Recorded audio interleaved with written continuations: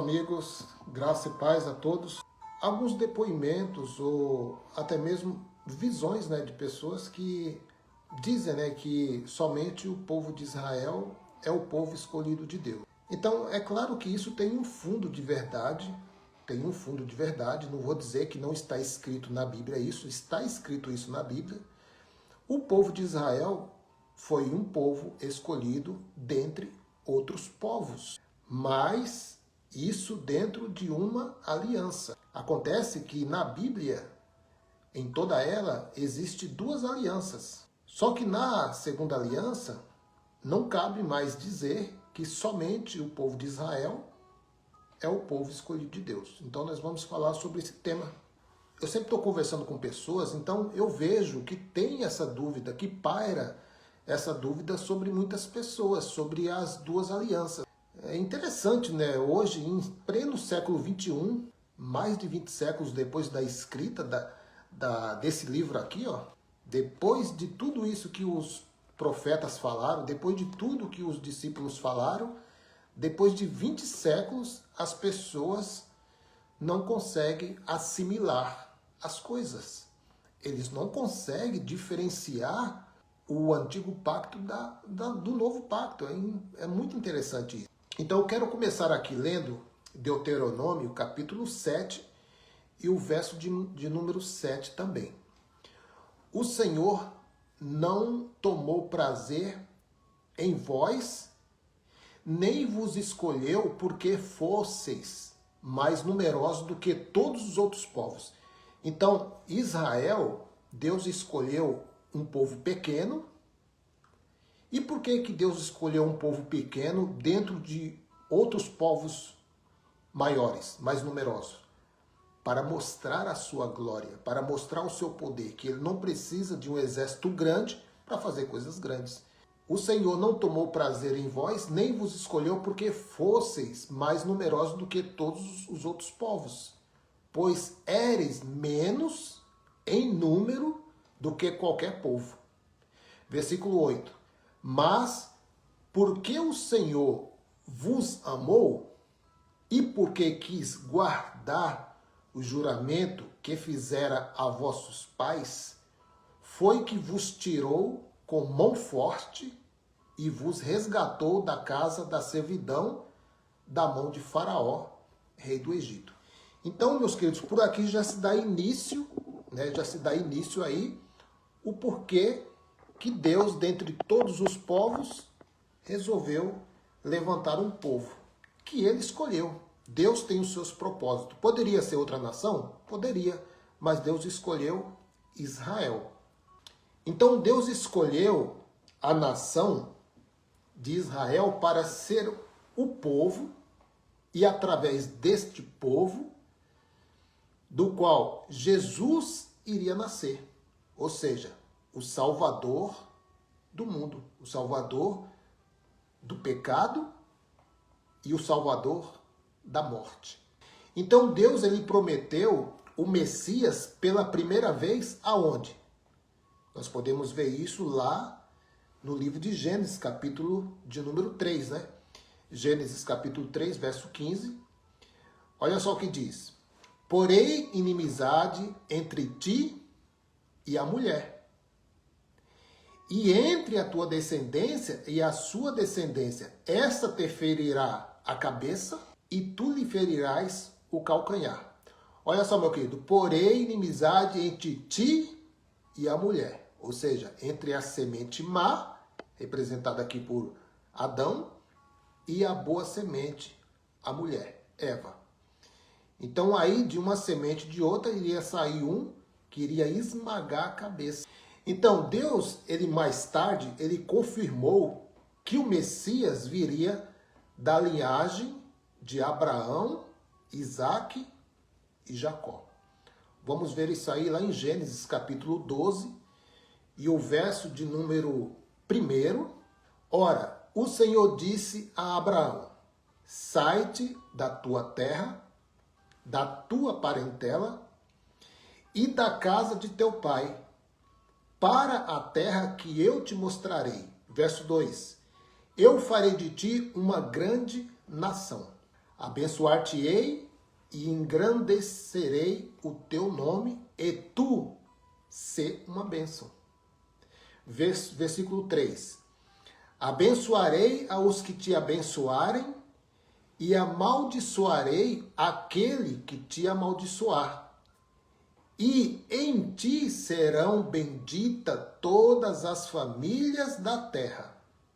Então, isso aqui é uma promessa que iria se cumprir no Messias.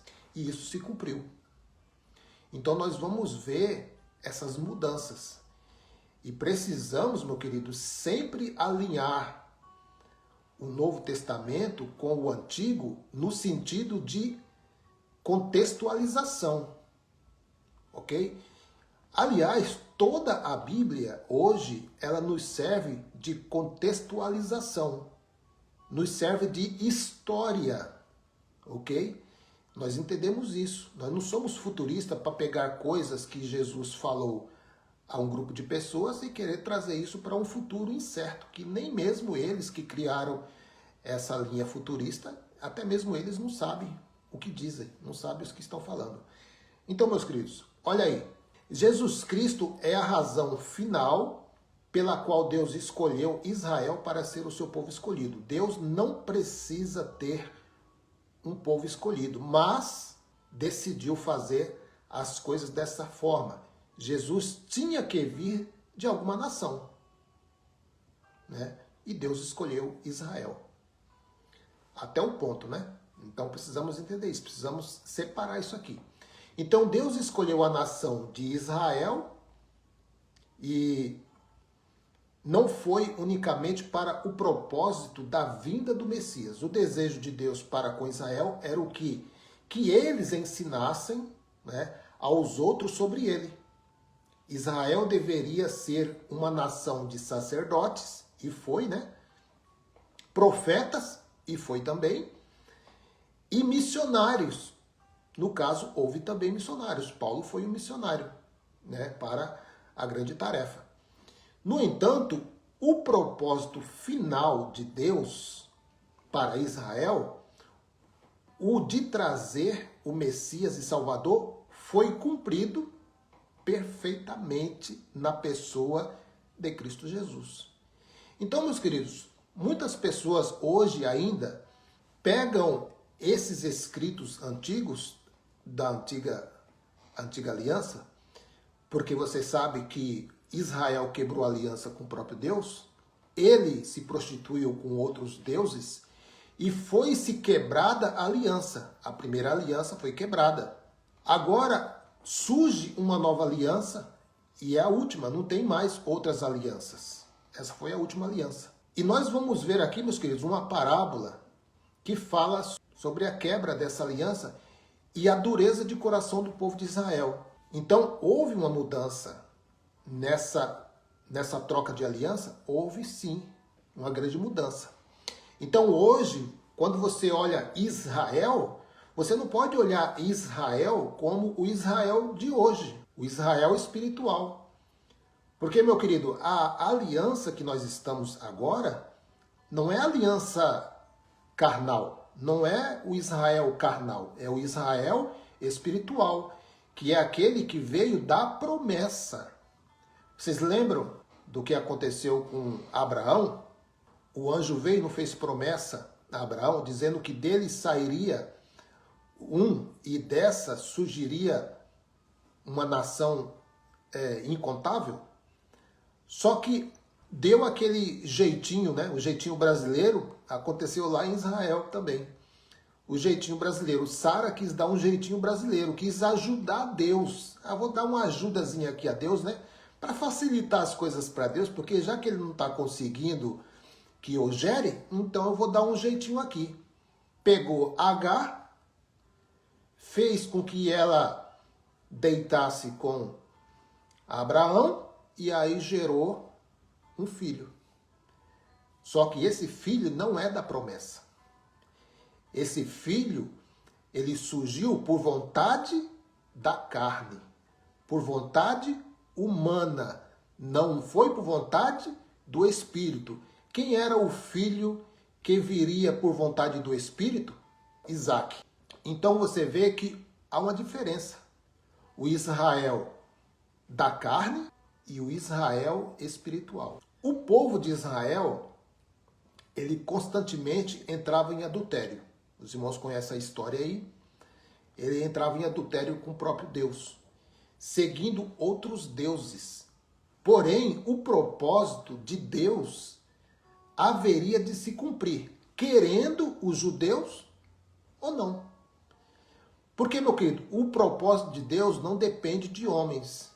Isso nós aprendemos dentro do sistema religioso, que nós podemos dar um jeitinho, que nós podemos ajudar Deus. Deus não precisa do homem nesse sentido. Nesse sentido, Deus não precisa do homem para realizar o seu propósito. Ele tem o controle de todas as coisas. Então nós damos ao Senhor toda a honra. Nada ao homem. Zero ao homem.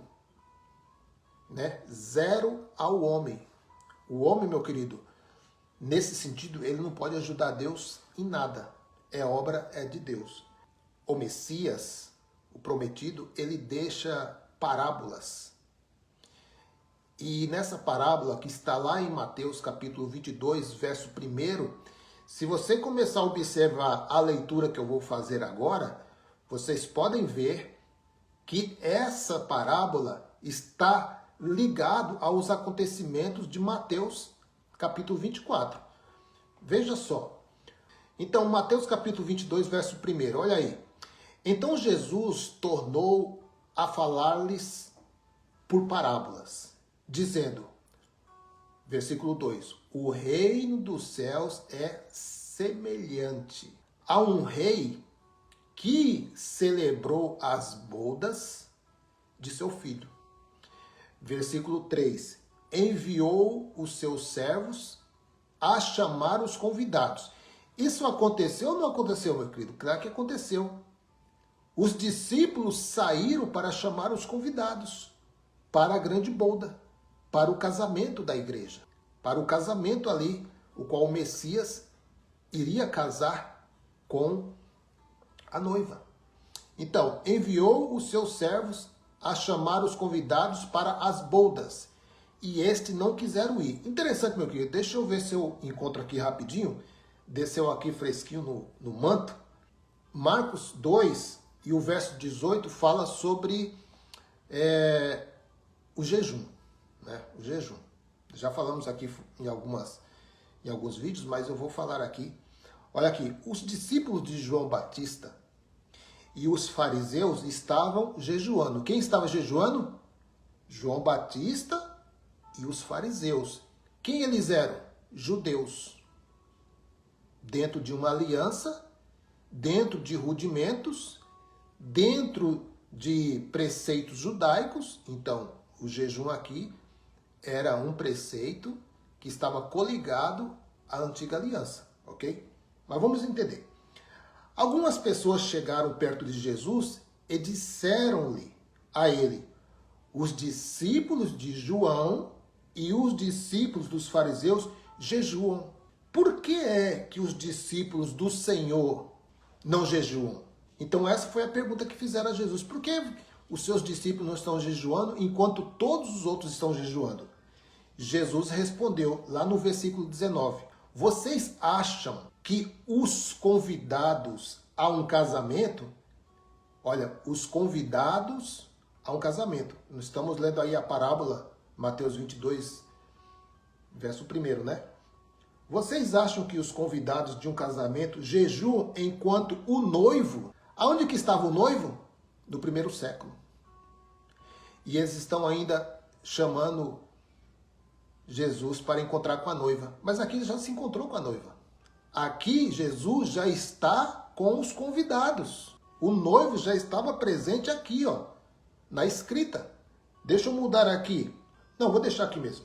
Vocês acham que os convidados de um casamento jejuam enquanto o noivo está com eles? Enquanto ele está presente, é claro que não jejuam. Mas chegará o tempo em que o noivo será tirado do meio deles. Então sim, eles vão jejuar. O noivo foi tirado por causa da morte. Mas ele ficou retido na sepultura? Não. Ele ressuscitou.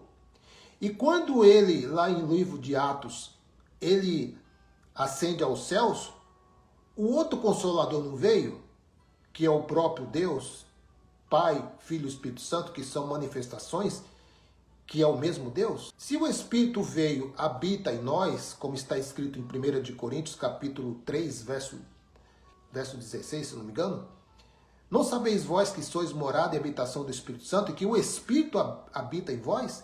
Ou seja, meu querido, se o Espírito está em você, e você é casa de Deus, e Cristo é Deus, a não ser que você diz que Cristo não é Deus, né? Porque muitos ainda dizem, né, por aí, que Cristo não é Deus.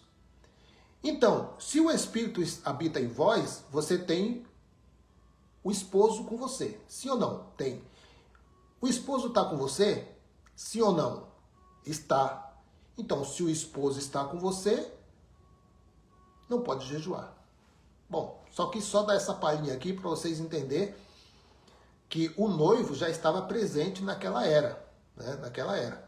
Então, meu querido, voltando aqui a nossa leitura que nós fizemos aqui em Mateus capítulo 22, verso 1 e o verso 2, verso 3, o que é uma parábola? Parábola, no grego, é uma colocação que quer dizer ao lado. Uma comparação equivalente ao hebraico mashal. Uma similitude, uma semelhança ou alegoria, uma comparação das coisas terrenas com as celestiais. Ou seja, uma história terrena com um significado espiritual. Então, Jesus usava muito essas parábolas. E diga-se de passagem que nem os discípulos entenderam as parábolas. O Senhor tinha que explicar a parábola. Porque o Senhor Jesus falou assim, ó, se vocês não entendem nem as coisas da terra, ou seja, Jesus está usando uma parábola, trazendo um ensinamento, usando coisas da terra para explicar o espiritual. Os discípulos não entenderam. Jesus teve que explicar a ele, em particular. Mas os fariseus, os líderes religiosos, o Senhor não deu esse entendimento. Para você ver, meu querido, que é o entendimento quem dá é Deus. Se ele quiser, ele dá a uns. E se ele quiser, ele não dá a outros. Simples assim. Mateus capítulo 22, verso 4. Depois enviou outros servos, ordenando, dizei aos convidados, eis que tenho o meu jantar preparado. Então ele está explicando com coisas terrenas aquilo que é espiritual, né? Os meus bois e cevados já estão mortos e tudo está pronto. Vinde as bodas. Verso 5. Eles, porém, não fazendo caso, foram, um para o seu campo, outro para o seu negócio, versículo 6. E outros, apoderando-se dos servos, os ultrajaram e mataram. Você sabe que muitos dos discípulos foram mortos, foram martirizados por causa da pregação do evangelho. Então, assemelhe essa parábola. Lembrando que parábola não é doutrina. Não se pode aplicar uma parábola como doutrina. Muitos usam as parábolas como fosse doutrina. Não é. O Senhor está usando aqui uma comparação para explicar com coisas da terra o mundo espiritual. É isso que o Senhor Jesus faz. Ou que ele fazia, né? Mateus capítulo 22, verso 7. Mas o rei encolerizou-se, ou seja, o rei ficou irado. E enviando os seus exércitos, olha aí, meu querido, põe atenção se essa parábola aqui, o Senhor já não estava avisando o que iria acontecer no futuro. Olha aí. E enviando os seus exércitos, destruiu aqueles homicídios e incendiou a sua cidade. Quando vires a cidade cercada de exércitos, sabei que é chegada a sua devastação. A cidade foi incendiada e o templo caiu. Versículo 8. Então disse aos seus servos, as bodas, na verdade, estão preparadas, mas os convidados não eram dignos. Quem não foi digno? Os fariseus, que crucificaram Jesus. Aqueles que gritaram, olha, venha sobre nós o teu sangue. Aqueles que gritaram, crucifica Jesus, quem era? era o Israel terreno. Era o Israel nascido da carne. Lembra lá de Agar? Aqueles que é nascido de Agar são escravos, mas o que é nascido da livre, Sara, que representa a Jerusalém celestial, e Agar representa a Jerusalém terrena. Então todos que nasciam de Agar eram escravos, eram carnais, mas os que nasceram da promessa herdaram a Jerusalém espiritual. Agora nós vamos falar sobre a aliança quebrada. A aliança quebrada, os judeus negam Jesus como Messias. Interessante, até hoje,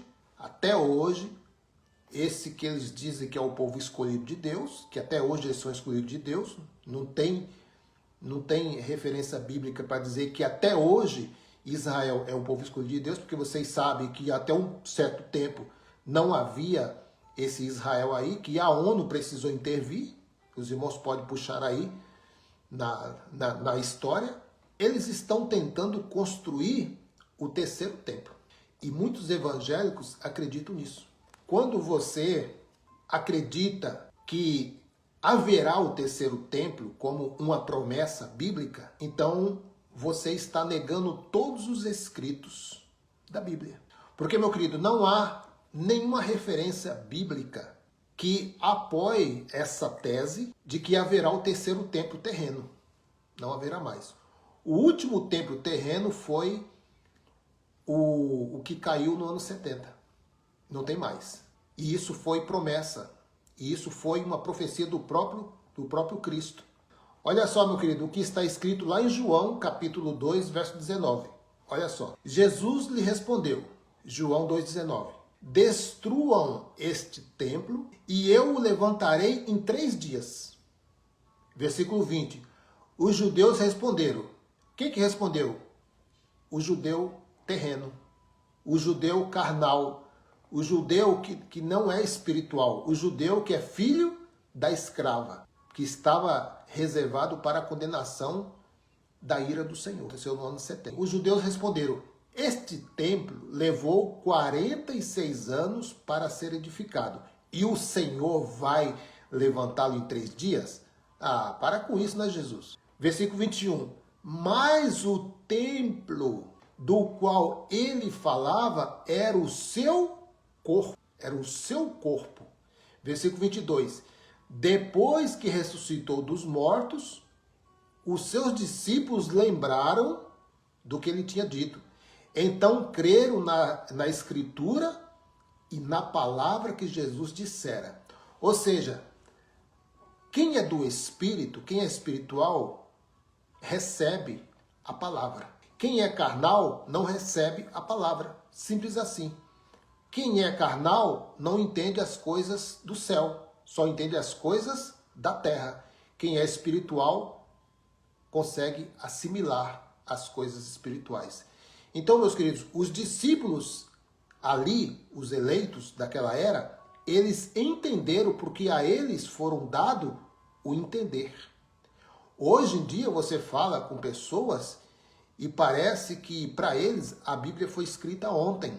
Então eles pegam todas as escrituras e traz lá do Gênesis até os dias de hoje e diz, toma, é para você. Não. Não aceite isso, meu querido.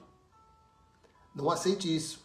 Você que está assistindo essa live, você não nasceu debaixo de uma aliança levítica. Não. Você não nasceu debaixo de uma aliança quebrada. Você não faz parte de uma aliança quebrada. Você faz parte de uma aliança eterna, aliança espiritual. Então, você não pode aceitar o associamento de leis levíticas para os dias de hoje. Então, por muito tempo, nós que estivemos dentro de um sistema doutrinário religioso, nós recebemos esse entendimento fraudulento de achar que, porque estamos em Cristo, nós temos que regressar à lei também. Não, nada disso, meu querido. Aqueles que estão em Cristo, nova criatura é. As coisas velhas, quais são as coisas velhas? O antigo pacto, a antiga aliança, leis cerimoniais, leis levíticas, costumes judaicos, cerimônias, purificações por água, tudo isso é coisa velha, tudo isso é sombra. Nós não nascemos debaixo de leis, nunca nascemos debaixo de lei, nunca passamos por sombras, nós já nascemos dentro das coisas reais. Ah, irmão Nando, mas aí é complicado. Não é complicado não, meu querido. Você tem que aceitar o que está escrito. Nós não estamos vivendo, meu querido, um antigo pacto. Nós estamos vivendo um novo pacto. E quem é o mediador desse novo pacto? Não é da tribo de Levi. Isso pode ter certeza. Quem estabeleceu a nova aliança não tem nada a ver com Moisés. Aliás, ele é maior do que Moisés. Continuando aí. Apocalipse capítulo 21, verso 3. Ouvi uma forte voz, o apóstolo João falando aqui, que vinha do trono e dizia, agora, olha meu querido, essa informação que eu vou passar aqui, você nunca vai ouvir essa informação dentro do sistema religioso. Pode ouvir de uma forma manipulada, mas nunca na real leitura. Olha aqui. Ouvi uma forte voz que vinha do trono e dizia, agora o tabernáculo, lembra que Jesus falou lá em João? Destruirei esse templo e em 3 dias edificarei de novo? Ele estava falando do quê?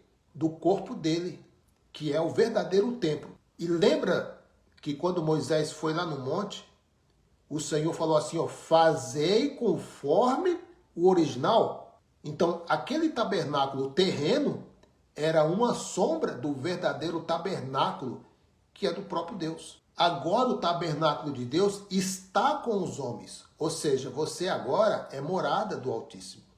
Você que está ouvindo essa live aí, você é o tabernáculo de Deus. Você é o templo de Deus. Deus habita em você. Se Deus habita em você, você não precisa de intermediário humano. Ah, mas irmão Orlando, mas é difícil. Eu preciso ir no templo. Eu preciso que tenha um líder. Tudo bem. Você não precisa disso. Você tem que ativar essa fé aí. E nós vamos falar sobre essa fé. Porque, meu querido, se você, na sua mente, você diz, para mim a chegar a Deus, eu tenho que ir ao templo, essa não é a fé revelada. Se você precisa de um homem orar para que a sua oração chegue a Deus, essa não é a fé que haveria de se manifestar. Meu querido, você entenda isso, meu amado. Você é filho de Deus. Você é templo do Altíssimo. O tabernáculo está com os homens. Aqui está, ó, Apocalipse, capítulo 21, verso 3. Ah, não, irmão, mas isso aí vai se cumprir ainda. Ah, ok. Então você é um futurista que está futurizando uma carta que foi direcionada às 7 igrejas da Ásia Menor, que realmente existiu essas igrejas, né, essas comunidades. Então você vai futurar isso aqui, né? Então, agora o tabernáculo de Deus está com os homens, com os quais ele viverá. Eles serão os seus povos e o próprio Deus. Olha, meu querido, olha a promessa aqui, ó. O próprio Deus estará com eles e será o seu Deus. Agora, meu querido, você não sente paz de ouvir uma palavra como essa? E diga-se de passagem, não são minhas palavras, eu apenas estou lendo aqui a Bíblia, mas com entendimento, porque não adianta você ler a Bíblia de capa a capa e não ter entendimento. Não adianta você abrir os seus olhos para ler a Bíblia e fechar a sua mente para o entendimento. Não adianta nada. Você pode ler a Bíblia 200 vezes. Se você não atentar para o que está escrito, obedecendo o tempo da escrita, a conjugação verbal, a linguagem de figura, porque, meu querido, a Bíblia não foi escrita em português. Entenda isso, ó. A Bíblia não foi escrita em português. As Escrituras não foi escrito em português. Passou por várias traduções para chegar até a língua portuguesa. Você acha, meu querido, que esse tempo todo que as Escrituras ficaram em mãos dos papas, você acha que eles não puxaram uma sardinhazinha para o lado deles? Você acha que eles não colocaram ali, não inseriram nos textos coisas? É claro que quando você fala isso, as pessoas se ofendem. Se ofendem. Não, a Bíblia não. A Bíblia meu querido, mas os escritos esteve no poderio da Igreja Católica por muito, muito tempo. Até que veio aí o Constantino aí, que diz que fez uma mudança, mas não fez mudança de nada. Ele apenas não queria estar debaixo do poderio da igreja e resolveu se rebeliar e abrir o seu próprio império. E ele fez aí, criou o seu próprio império, que são as protestantes. Mas todas elas seguem o mesmo regime da mãe. Mudou poucas coisas. O pastor pode casar, o padre não pode. A hóstia a hóstia, né? Lá dentro é um pedaço de pão. Lá dentro eles tomam vinho, no outro lugar toma suco. Então não houve muita mudança, meu querido. Apenas ele quis criar o seu império. Seguindo aí Apocalipse capítulo 21, verso 22. Não vi templo algum na cidade. Olha, João está dizendo aqui que na grande cidade, na Jerusalém do Alto, ele não viu templos. Graças a Deus. Louvado seja Deus por isso. Já imaginou? Por quê? Por que João não viu o templo? Pois o Senhor Deus Todo-Poderoso e o Cordeiro são o templo. Porque é um só. Jeremias capítulo 11, verso 3. Olha só. Diz-lhes, pois assim diz o Senhor, o Deus de Israel, maldito o homem que não ouvir as palavras deste pacto. Primeiro pacto, né? A qual nós nunca tivemos participação desse pacto. Que ordenei a vossos pais no dia em que eu tirei da terra do Egito, da fornalha de ferro, dizendo, ouve a minha voz e fazei conforme a tudo que vos mando. Assim vós sereis o meu povo e eu serei o vosso Deus. Seguindo aí, Jeremias 11, 5. Porque eu confirmo o juramento que fiz a vossos pais de dar-lhes uma terra que emanasse leite e mel, como se vê nesse dia. Então eu respondi e disse, amém, ó Senhor. Versículo 8. Mas não ouviram, nem inclinaram os seus ouvidos, antes andaram cada um na obstinação do seu coração malvado. Falar em coração malvado, meu querido, estava conversando agora, há pouco com a minha esposa, e ele disse que estava conversando com outra pessoa, dizendo que lá, já em Israel, eles estão cometendo grandes coisas terríveis. Mulheres, eu não vou falar o nome aqui para não cair aqui o vídeo, mas abusos, né? Por quê, meu querido? Isso está no coração do homem. Está no coração do homem, sempre esteve no coração do homem. Mas não ouviram nem inclinaram seus ouvidos e ouvidos. Antes andaram cada um na obstinação do seu coração malvado. Pelo que eu trouxe sobre eles todas as palavras deste pacto, as quais lhes ordenei que cumprissem, mas não o fizeram. Quebraram a aliança. Deixaram de ser o povo escolhido. Ok? Jeremias capítulo 11, verso 10. Tornaram as iniquidades de seus primeiros pais, que recusaram ouvir as minhas palavras, até se foram após outros deuses. Adultério, né? Aqui é um adultério espiritual. Quebra de aliança. Para o servir, a casa de Israel e a casa de Judá quebraram o meu pacto. Quebrou a aliança. Casamento desfeito. Que fiz com seus pais. Versículo 11. Portanto, assim diz o Senhor, eis que estou trazendo sobre eles uma calamidade, de que não poderão escapar. Clamarão a mim, mas eu não os ouvirei. Versículo 22. Por isso, assim diz o Senhor dos Exércitos, eis que eu os punirei. Os mancebos morrerão à espada, os seus filhos e as suas filhas morrerão de fome. Meu querido, isso aqui é um retrato daquilo que aconteceu lá no ano 70. Tudo isso que aconteceu aqui se repetiu lá no cerco da cidade. Eles foram mortos à espada, os que tentaram escapar da cidade, e os que ficaram lá presos por causa do cerco morreram de fome. E muitos cometeram até canibalismo. É história, né? Olha aqui, meu querido. Na nova aliança, Deus enviou o Cordeiro de Deus que tira o pecado do mundo. Tira o pecado ou vai tirar ainda? Porque segundo o ensino que nós recebemos dentro do sistema religioso, o pecado ainda está no mundo. Então o Cordeiro falhou. Então se o pecado, que eles não sabem qual é o pecado que se refere aqui, eles dizem, não, você é pecador. Então, quando eu falo para uma pessoa, você é pecador, eu estou dizendo para essa pessoa que aquilo que o Cordeiro fez não foi completo. É isso, meu querido. Não tem o que tirar. Vamos ler lá João, capítulo 1, versículo 29. No dia seguinte, João viu a Jesus que vinha para ele e disse, eis aí o Cordeiro de Deus que deixa o pecado no mundo. É isso que está escrito? Bom, meu querido, se aqui está dizendo que João viu o Cordeiro de Deus que tira o pecado do mundo, se ele tira o pecado do mundo, então não ficou pecado no mundo. Agora, se há pecado no mundo, de novo, pela leitura aqui de João, o Cordeiro precisa vir de novo. Passar pelas águas, ser batizado por um outro João Batista, né? Aí, meu querido, é complicado, né?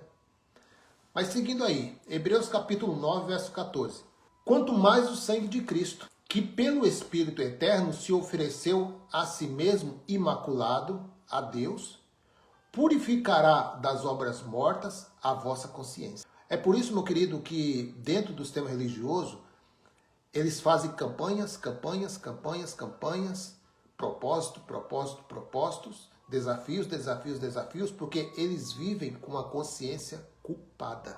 Por quê? Porque em vez deles receberem evangelho, eles recebem lei cerimonial, lei levítica. Então, há essa fermentação na cabeça. Então, eles inculcam em você culpa. Culpa essa que foi removida na cruz. Tetelestai, está consumado. Para servirdes ao Deus vivo. Versículo 15. E por isso é mediador de um novo pacto. Não é velho, novo. Para que, intervindo a morte, para a remissão das transgressões. Houve a remissão ou não houve? Ou vai haver ainda? Aqui está dizendo, para que, intervindo a morte, para a remissão das transgressões cometidas debaixo do primeiro pacto. Quem que estava debaixo do primeiro pacto, meu querido? Eu? Você? Claro que não, né? É lógico que não. É lógico que nós nunca estivemos debaixo do primeiro pacto. Tá entendendo? Aí esses homens dizem que você precisa de salvação, porque você está debaixo de pecado, está debaixo de maldição. Ué, mas peraí. Aqui está dizendo, para que intervindo a morte, ou não aconteceu a morte ainda? Ah, talvez seja isso. Talvez, estou ensinando por aí, que o Cordeiro não morreu ainda. Que o Cordeiro não foi imolado ainda. Mas aqui está dizendo, para que, intervindo a morte para a remissão das transgressões cometidas debaixo do primeiro pacto, os chamados recebam a promessa da herança eterna. Isso lá na primeira era. Jeremias capítulo 31, verso 34. E não ensinarão mais cada um seu próximo. Essa era a promessa. Nem cada um a seu irmão, dizendo, conhecei ao Senhor, porque todos me conhecerão, desde o menor deles até o maior, diz o Senhor. Pois lhes perdoarei a sua iniquidade e não me lembrarei mais dos seus pecados. Aí você entra nessas denominações, o que eles falam? Você é pecador, você matou, você roubou, você fez isso, você fez aquilo. Então, quer dizer, eles fazem você lembrar de coisas que nem o Senhor lembra mais. Porque o pecado aqui, meu querido, não é essas coisas que nós cometemos na carne hoje. Isso que nós cometemos na carne hoje não é o pecado original que está na Bíblia, que é esse pecado aqui. O que nós cometemos hoje são obras da natureza pecaminosa que está nos nossos membros. As obras da carne são, Gálatas capítulo 5, verso 19, se eu não me engano. Lê lá. você vai ver as obras da carne, que não é demônio, viu? São obras da carne, obras da natureza humana. Tem nada a ver com o espiritual. Seguindo aí Hebreus 10:16. Este é o pacto que farei com eles depois daqueles dias, diz o Senhor. Porei as minhas leis em seus corações, mente, e as escreverei no seu entendimento. Acrescenta, versículo 17. E não me lembrarei mais, é o próprio Deus falando aqui, pelo profeta Jeremias e agora falando através do apóstolo Paulo. Não me lembrarei mais dos seus pecados e de suas iniquidades. Versículo 18. Ora, onde há remissão destes, não há mais oferta pelo pecado. Não tem mais outro cordeiro. O cordeiro já foi imolado. Agora, hoje, dentro de um pacto espiritual, vivemos em novidade de vida sem condenação. Está escrito isso, irmão? Da onde? Vamos lá. Romanos capítulo 8, verso 2. Porque a lei do Espírito, que é a lei que foi escrita na nossa mente, por isso, meu querido, que quem é do Espírito não comete aberrações. Quem é do Espírito não comete imoralidades. Quem é do Espírito não fica com mentiras. Quem é do Espírito não busca ser vingativo. E por aí vai, porque tudo isso é obra da carne. Porque a lei do Espírito da vida em Cristo Jesus te livrou da lei, do pecado e da morte. Livrou ou vai livrar? Livrou. E onde você estava quando isso foi escrito? Você estava lá em Roma? Você estava lá no primeiro século? Não, você ainda estava no eterno. Por quê? Porque Deus, ele é Pai dos Espíritos. Hebreus capítulo 2, verso 14, 2,14. Assim como os filhos espirituais, né, que Deus ele é Pai dos Espíritos, assim como os filhos são pertencentes ou têm participação de carne e sangue, ele também, o próprio Deus, participou da mesma natureza, para que, através da sua morte, pudesse aniquilar aquele que tem o poder da morte. Isso é o diabo. E até hoje, eles estão expulsando o diabo aí dentro, aí de algum lugar por aí, eles estão expulsando o diabo. Mas Hebreus 2,14 diz que o diabo foi aniquilado. Mas só que esse diabo aí não é o mesmo da religião, né? Claro que não. Hebreus 9:24. Pois Cristo, ele não entrou em um santuário feito por mãos de homens. Deus não habita em templos feitos por mãos de homens. Isso está lá em Atos dos Apóstolos, capítulo 7, verso 48, se não me engano. Cristo não entrou num santuário feito por mãos, figura do verdadeiro, mas no próprio céu, para agora comparecer por nós perante a face de Deus, versículo 25. Nem também para se oferecer muitas vezes, como o sistema religioso ensina hoje, né? Então precisa Jesus se manifestar várias vezes, como o sumo sacerdote fazia lá no antigo pacto, na antiga aliança, que era uma sombra do novo pacto. Então, ano após ano, o sacerdote, ele entrava no lugar santo com sangue alheio. Verso 26. De outra forma, necessário lhe fora padecer muitas vezes, desde a fundação do mundo. Mas agora, na consumação dos séculos, olha aí, meu querido, essa carta aqui do apóstolo Paulo, outros dizem que é outro escritor, mas essa carta aqui foi escrita antes do ano 70, bem antes, tá? E aqui já está dizendo, mas agora, na consumação dos séculos, ou seja, a consumação do século aqui foi quando? Então essa consumação do século não é para os dias de hoje. A carta aos Hebreus não foi escrita ontem. Uma vez por todas se manifestou para aniquilar o pecado pelo sacrifício de si mesmo. Então quem é que está sendo sacrificado aqui? O Cordeiro. Para quê? para aniquilar o pecado. Ué, o que é a palavra aniquilar? Aniquilar quer dizer destruir, deixar de existir. É isso que aconteceu através da morte de Cristo. Então, meu querido, que pecado é esse aí que eles dizem que você é pecador? Você cometeu uma obra da carne não é o pecado aqui. Esse pecado original não é.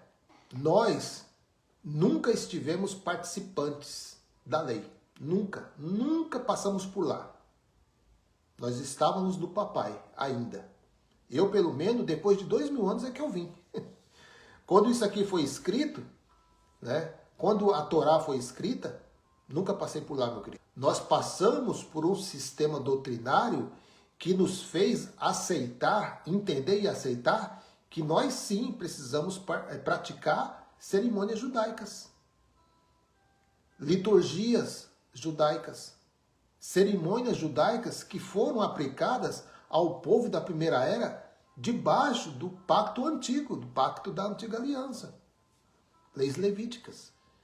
E nós, por não examinarmos as escrituras, abaixávamos a cabeça, né? E falava, amém, meu mestre, meu Senhor, meu conhecedor da Bíblia, você sabe tudo. Pois é. Então, por nós não examinar as escrituras, tudo que esse homem falava, amém. Olha, se você não der o dízimo, o devorador vai na sua casa. O diabo vai na minha casa. Não, o devorador de Malaquias é um gafanhoto. Não tem nada a ver com dinheiro. Não tem nada a ver com demônio. Isso aí é a metamorfose ambulante dos líderes religiosos da atualidade. Eles manipulam tudo. Transforma alimento em dinheiro, transforma gafanhoto em demônio, e você ouve aí. Você vai em um... Por que vocês acham, meus queridos, que eles não filmam? Que a maioria das denominações, eles fazem, né, a gravação dos seus cultos. Por que eles não filmam na hora da arrecadação? Porque, meu querido, tem muita coisa lá dentro que eles não querem expor. Porque eles dizem que essas organizações religiosas são sem fins lucrativos. Mas se os governos, se as autoridades soubessem quanto de dinheiro é gerado dentro deste lugar, meu querido, meu querido. Há muitas empresas aí, multinacionais, que não ganham o que essas empresas ganham, essas empresas religiosas. Eles ganham tanto, meu querido, e nem sequer eles prestam consulta federal. Eles não pagam impostos, não pagam nada. Tudo que entra ali vai tudo para a conta de um homem. Não tem nada com Deus. Você não está dando nada para Deus. Esquece isso, tira isso da sua cabeça. Você nunca entregou seu dinheiro na mão de Deus. Deus nunca pôs mão em dinheiro. Já lemos lá em Deuteronômio, Deus nunca aceitou dinheiro como dízimo. E eu vou mais além ainda. Vocês lembram da conversa do próprio Messias com os líderes religiosos, quando ele diz lá em Mateus 23, se não me engano, 23, que diz assim, hipócritas, vocês dão o dízimo da hortelã, do endro e do cominho, mas não guarda o mais importante da lei, que é a bondade, a misericórdia. Se naquela época lá os líderes religiosos continuavam dizimando hortaliças, por que eles não estavam dizimando moedas de prata? Porque mais na frente um pouquinho, ele entrega na mão de Judas 30 moedas de prata. Por que eles não dizimavam as moedas de prata? Porque Deus, ele não fez dessa forma. Deus nunca estipulou dízimo em forma de dinheiro. Sempre foi alimento. Sempre foi mantimento da terra. Então, sem essa conversa, você, líder religioso, sem essa conversa de dizer, hoje nós pedimos dinheiro, dízimo em dinheiro, porque na época não havia dinheiro. Mentira sua. Mentira sua. Eu digo isso na cara de qualquer um líder. Você é mentiroso. Você é mentiroso, porque as escrituras dizem que havia sim dinheiro na época, mas dinheiro nunca chegou na presença de Deus. O próprio Messias, ele foi contra esse Deus aí, que os líderes de hoje adoram no lugar do do Altíssimo. É o Deus Mamon, o Deus da riqueza. Eles adoram a prosperidade. Tem até os cultos de prosperidade, né? Tem até a teologia da prosperidade. Por quê? Porque o que reina lá dentro não é o Altíssimo, não é o Eterno. O que reina ali dentro, o espírito Mamon está na vida desses homens. Nós nunca estivemos participantes das leis do Antigo Pacto. Já nascemos em uma nova aliança. Depois do estabelecimento da nova aliança, nós viemos bem depois, a aliança do Espírito. A tradição, ela quer te inserir lá novamente. Para quê? Para te escravizar. Para fazer de você servo deles. Paulo Almeida, Gálatas 5,19. Porque as obras da carne são manifestas, as quais são prostituição. Então, aqui o sistema religioso já conseguiu colocar um demônio. Prostituição, pombagira, né? Feitiçaria é o que eles fazem, né? Eles enfeitiçam você com ensinamentos fora da Bíblia. Então eles são feiticeiros. Então eles têm demônio, né? Inclusive, Apocalipse diz que são sinagogas de Satanás. São obras da carne. O que é manifesto aqui não é demônio, é obras da carne, tá? Impureza, lascívia, idolatria. Se isso aqui fosse um demônio, há muitos cristãos aí que dizem ser cristão, que eles idolatram homens, idolatram líderes, idolatram pregadores. Atravessa o oceano para ver uma pregação do homem. Mas evangelho eles não querem ouvir. Porfias, emulações, iras. Iras não é demônio, tá? É uma obra da sua carne. Tanto é, meu querido, que em uma clínica de tratamento psicológico, outras palavras, né? As pessoas enlouquecidas, elas estão sob uma influência maligna ou é uma obra da carne? É um distúrbio mental. Agora eu faço uma pergunta. Se a loucura ou a ira é um demônio, por que esses homens não vão lá dentro das clínicas, expulsar o demônio dessas pessoas e deixá-las libertas? Eles não vão. Porque eles sabem que isso não tem nada a ver com o espiritual. Isso é coisa da mente. Distúrbio mental pode ser tratado. Agora, se entra uma pessoa no mesmo estado de uma pessoa lá da clínica, dentro de uma denominação, eles dizem que é demônio. Ou seja, só é demônio dentro da denominação, mas lá na clínica não é demônio. Porque se fosse demônio, vocês são injustos, vocês não são verdadeiros com a palavra. Vocês tinham que ir lá expulsar o demônio daquele povo e deixá-lo eles libertos. Mas vocês sabem que não é demônio. Vocês sabem. Mas vocês precisam inculcar na mente das pessoas que essas manifestações são espirituais. E as de lá, das clínicas, não é espiritual? Fica ruim, né, para vocês, né? Quando vocês são confrontados com pessoas que leem as escrituras. Então eu não me dobro. Eu não me dobro. Efésios capítulo 2 e o verso 12. Agora eu vou trazer aqui, meu querido, aquela questão lá no início da live, que é a pergunta, né?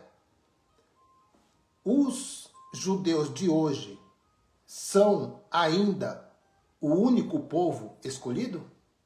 Então nós vamos falar sobre isso agora. Põe atenção aí.